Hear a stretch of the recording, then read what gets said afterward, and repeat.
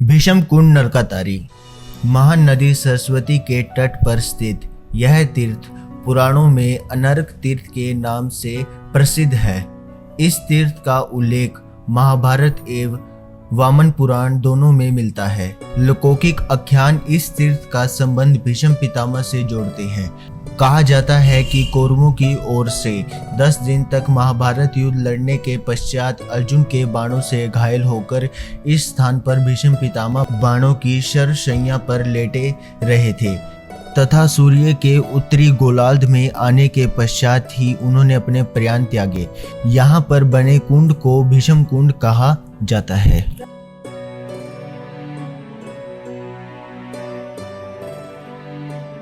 कुंड के निर्माण के संदर्भ में कहा जाता है कि रणभूमि में घायल होकर जब भीष्म पितामह बाणों की शरशैया पर लेटे थे तो अपनी प्यास बुझाने के लिए उन्होंने कौरवों पांडवों को इशारा किया तो कौरव उनके लिए पात्रों में सुगंधित पवित्र जल लेकर उपस्थित हुए, लेकिन उन्होंने पात्रों में लाए जल को अस्वीकार कर दिया। अर्जुन भीष्म पितामह का संकेत समझ चुके थे, इसलिए उन्होंने पर्जन्य अस्त्र भूमि में मारकर जल प्रकट किया।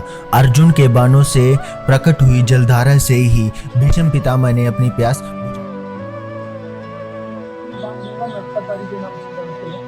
महाभारत युद्ध के 11वें दिन जब अर्जुन के बाणों से घायल होकर भीष्म पितामह बाणशैया के गिरे, उस समय सूर्य भगवान बच्चे रहे थे।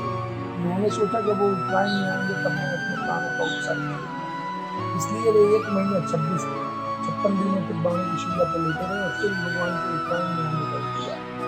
जब मकर संक्रांति के दिन सूर्य भगवान उत्तरायण में आए तो भीष्म पितामह ने अपने प्राणों का उपसर्ग किया। युद्ध इस भूमि नरकातारी से शुरू हुआ, इसे नरकातारी में समाप्त हो गई। भूमि को लाल भूमि भी कहते हैं, लेकिन अब यह मिट्टी लुप्त हो गई। महाभारत को हुए 5100 वर्ष गुजर गए। जब अर्जुन ने तीर मार के बाण गंगा बनाई और भीष्म पितामह को पानी पिलाई, तब से इस जगह को भीष्म कुंड।